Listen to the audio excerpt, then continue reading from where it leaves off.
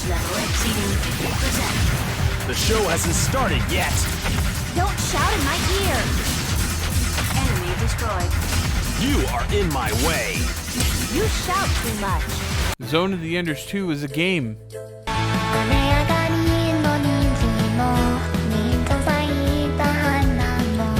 Gotcha, bitch! Zone of the Enders 2 is a game that was originally released on PS2 and then remastered on PS3 and then remastered again on PS4 and PC. Wow, with so many remasters, you'd think this game would be popular.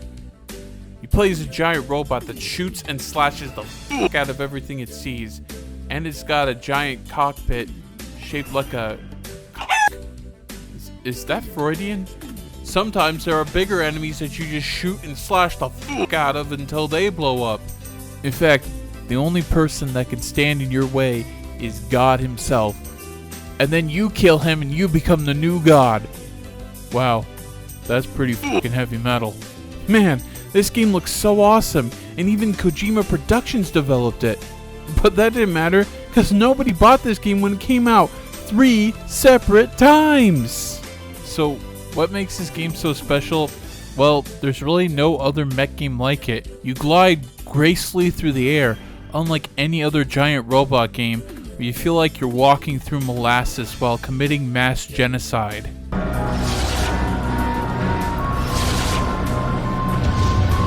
Now that's a lot of damage! The graphics have that dark sci-fi noir type feel, similar to Metal Gear Solid 2, mostly since it's built on the same engine, and a lot of the Kojima games do have that look. In fact, the main art director for the Metal Gear Solid series, Yoshi Shinkawa, was the mech designer for this game, and it really tells because it looks like you could just plop it right in a Metal Gear game and it wouldn't look out of place. Especially with the giant cock. Like the first game, Hideo Kojima was not directly involved in this project and only took a producer role for this one. But Kojima's influence can be definitely felt, as there are plenty of details and secrets that invoke Kojima's style. Kojima was always busy making another Metal Gear game for the slave drivers at Konami, so he never really had time to work on another project. But for any other project that his team would work on, he'd always give the stamp of approval, like a real leader would. Despite not being directed by Kojima, this game turned out pretty good. It's pretty short, about 5 to 6 hours or so, but it's a pretty good 5 to 6 hours. The game moves at a really enjoyably smooth pace, and it doesn't really slow down at any point. Even though the graphics you're seeing on the screen is from the VR version, the PS2 version still looks amazing to this day. The story ain't really nothing to brag about. It does flesh out the world better than the first one ever did, but you still need to look up backstory from like manuals and anime just to understand what's fully going on, but it doesn't really help it since the story's still just kind of eh. Although it is a lot better than the original, so I'll give it that. I suppose you want me to kill again. Well, I want nothing more to do with any of you. Go kill or whatever you want. Just leave me out of it. Maybe you could stop being such a little bitch. To give the story a bit of preface, the game is about a man named Dingo Egret who starts out as a miner mining ore on Callisto, a moon on Jupiter, when Barum, the big bads from the first game, attack the mining site he's at. This is when Dingo enters a cave he's been getting a signal from and finds the mech from the first game, Jehuti.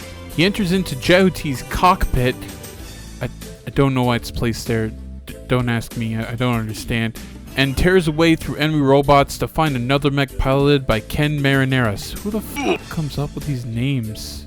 Dingo wipes the floor with Ken and makes his way through the Barum ship to being covered by Anubis. Yeah, that motherfucker from the first game. He's piloted by the Barum leader Noman, and we see his drugged out face. I mean, look at him, he looks like a f***ing ghost, Jesus. Dingo does not have the skills required to beat Noman in a mech fight, so he's forced out of the cockpit and has to meet him face to face on the ground. Here it is revealed that Dingo used to be a pilot for Barum, one of the best in fact, and that he left because he thought this movement was bullshit. He calls Noman out on this bullshit, and Noman responds with 3 bullets.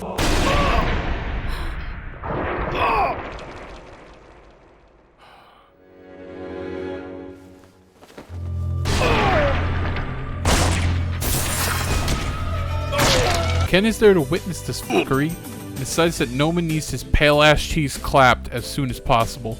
Insert title screen.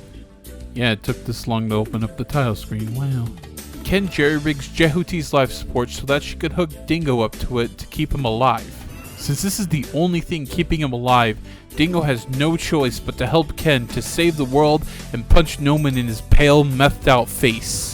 Anyways, that's enough about the story. On to the combat, and let me tell you, it's better the second time around. It's faster, tighter, sexier, there's no crying, and it doesn't have a premature end like the first time.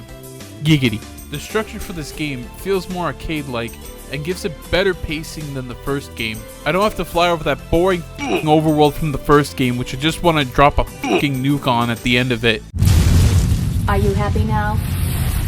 I was just playing. Get fucked, you dumb colony. I'm fast as fuck now. Sonic speed, bitch! Some of the improvements to combat include sub-weapons, which are actually useful this time around, and that I actually want to use them because they're fun and useful in certain parts of the game. No more of this stupid human sniper bullshit that only uses one part of the game and shoots like a pea shooter. Fuck that shit, dude. The grab is also vastly improved. No longer do I have to awkwardly go into a third-person position just to throw an enemy. Now when you grab an enemy, you can use them to club other enemies to death. Mummy heads can now just be used as meat shields like they've always been intended, and you can grab metal bars and metal plating around the environment to destroy enemies by shoving giant metal through their sternum. Other than that, combat feels very similar to the first one, but this time around it just feels more alive and chaotic. And while we're on the topic of improvements, the main character in this game is a much needed improvement over Leo Steinbuck. Ugh. Dingo is a former pilot, so he has much better judgment and experience than Leo ever did. A much more battle-hardened protagonist fits this game so much better than that whiny little bitch Leo. Although Leo is in the game and he's not as whiny, but he's still kind of annoying, so fuck him. Why did you abandon Jehuti on Callisto? Without consulting me, Elena. Elena? That's not your business. Anyway, get out of Jehuti. Ken is also a good side character as she gives some exposition that is needed to continue the plot, and she's better than Selvice because she doesn't get fucking shot. Instead, that's Leo's job. Also, Viola comes back as an AI, and she's still just as evil. They also flesh out Noman and his dastardly deeds, and the game compels me enough to actually want to go and defeat him, because he is a evil, crazy son of a bitch. With all these improvements, there's one thing that this game never improved on from the first one, and that is... I remember you. Noman. It's Dingo. the voice acting. You can't deceive me with beautiful words like freedom and independence anymore! This voice acting Get lost! is Our enemy is Jehuti. Do your best to show him the power of the great Zakat. Get out of my way! Find another way! awful. Are you serious? Don't be so surprised all the time. That doesn't help when also the dialogue is pretty bad.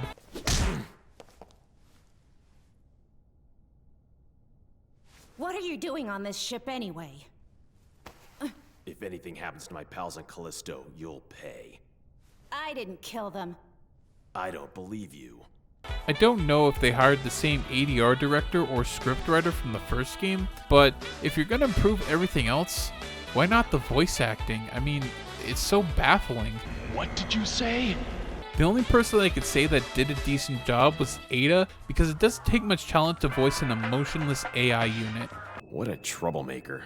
A good match for you. Stop joking. Sorry, but I have not been programmed to joke. You really are a funny computer, aren't you? Funny.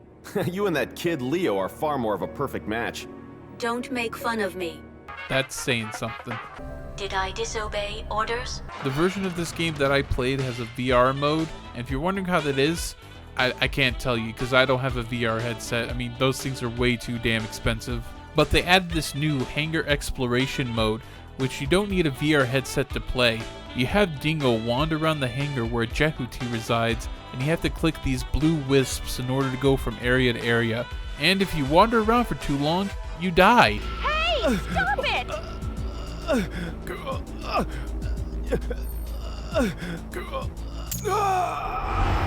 Wow, what a fun mode. I didn't see the point of this. It's just, I don't know. I guess I should mention probably the biggest change to this game from the first one, and that is that they use anime-style cutscenes over pre-rendered CG. These anime cutscenes have aged so much better than the CG cutscenes. That's because 2D ages more naturally than 3D. I mean, have you went back and watched the very first Toy Story? Very uncanny by today's standards. One of the best things that the first game carried over from the second game is its quality of music. Take a listen.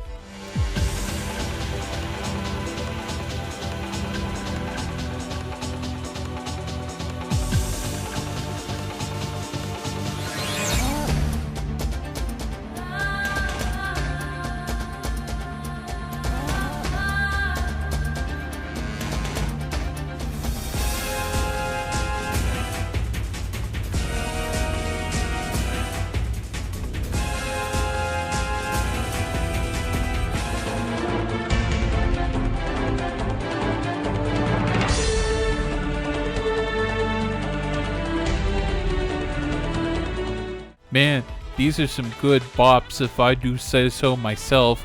Wowzers. And that's pretty much all I have to say about the game. Yep, pretty good game. I recommend it. Maybe one day Kojima will look at this game and say, hey, I should make a spiritual successor to this, but yeah, whatever. Anyways, if you want to buy the game, it's on Steam. If you want to play the first one for some reason, it's pretty cheap on eBay.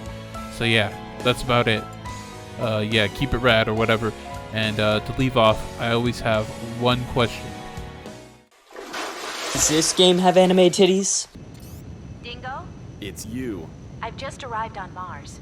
You know they know where the Lev team and the Vector Cannon are. Ow! You pervert!